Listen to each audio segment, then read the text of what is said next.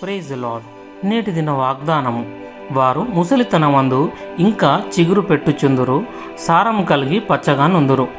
కీర్తనలు 92:15. ఒకసారి దేవుని రాజ్యంలో మనం తిరిగి జన్మించినట్లయితే మనం ఆత్మీయంగా అభివృద్ధి చెందాలని మన పరలోకపు తండ్రి కోరుకుంటాడు. 2-3 రోజులుగా ఇదే విషయాన్ని మనం ప్రస్తావిస్తున్నాం. మనం పెద్దవాళ్ళమయ్యాక చిన్నపిల్లల వలె కాక పెద్దతనానికి తగిన ప్రవర్తన కలిగి ఉండాలని ప్రతి ఒక్కరూ కోరుకుంటారు. అదేవిధంగా పౌలు కూడా కొరింథీయులకు ఉత్తరం రాస్తున్నాడు.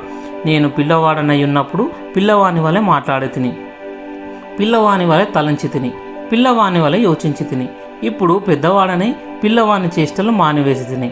హెబ్రీ పత్రికలో కూడా ఆత్మీయ పరిపక్వత లేని వారిని ఇలా హెచ్చరించాడు: పరిపక్వత లేనివారు ఆత్మీయంగా వెనుకకు జారినవారు. నా చిన్నతనంలో నేనెప్పుడు బైబిల్ చూడలేదు, చదవలేదు.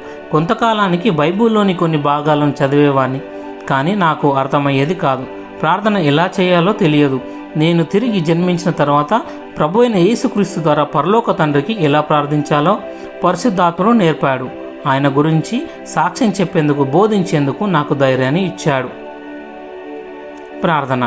తండ్రి, నా ఆత్మీయ క్షీణత నుండి నేను విడిపించబడేందుకు మీరు అనేక విధాలుగా నాకు బోధిస్తున్నారు. నీ రాజ్యంలో నేనొక పాత్రగా వాడబడుటకు, పరిపక్వత కలిగిన వ్యక్తిగా నేను ఎదుగుటకు సహాయం చేయుము.